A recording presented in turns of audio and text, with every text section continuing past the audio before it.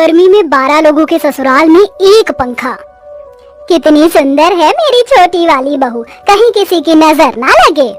माँ जी, लगेगी भी कैसे, मैंने तो शादी के वक्त ही साक्षी को काला टीका जो लगा दिया था।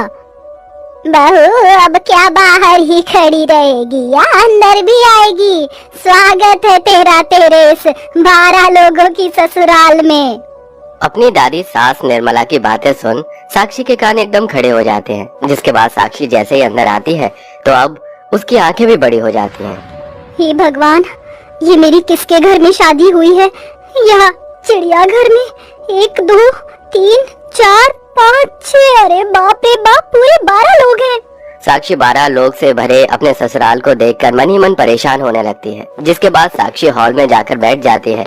साक्षी के इस 12 लोग के ससुराल में सिर्फ एक ही पंखा लगा था, जिसके चलते साक्षी को बहुत गर्मी लगती है।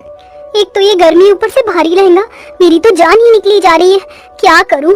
इस पूरे घर में तो बस एक यही पंखा है, न जाने इतनी गर्मी में इस एक पंखे में कैसे गुजारा होगा। थोड़ी देर में ही रात हो जाती है, जिसके बाद साक्षी की नंद आरती साक्षी को घर के कोने में रखे एक खाट के पास ले जाती है और उसे वहाँ बिठा देती है। तुमने मुझे इस खाट पर क्यों बिठा दिया है? भाभी, अब से आप और भैया इसी खाट पर सोना, हम सब लोग जमीन पर सो जाएंगे। एक ही कमरे में क्यों? क्या कोई दूसरा कमरा नहीं है? भाभी, हम सब लोग तो इस एक कमरे में रहते हैं, एक और छोटा सा कमरा है तो उसमें हमने रसोई बना ली।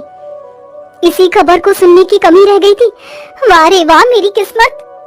साक्षी अपने पति जय के साथ उस खाट पर ही सो जाती है। घर में सिर्फ एक ही पंखा लगा होता है, जिसके चलते हर किसी को उसकी थोड़ी बहुत ही हवा मिलती है, लेकिन साक्षी को तो वो बहुत थोड़ी हवा भी नसीब नहीं होती और गर्मी से साक्षी रात भर बेचैन होती रहती है।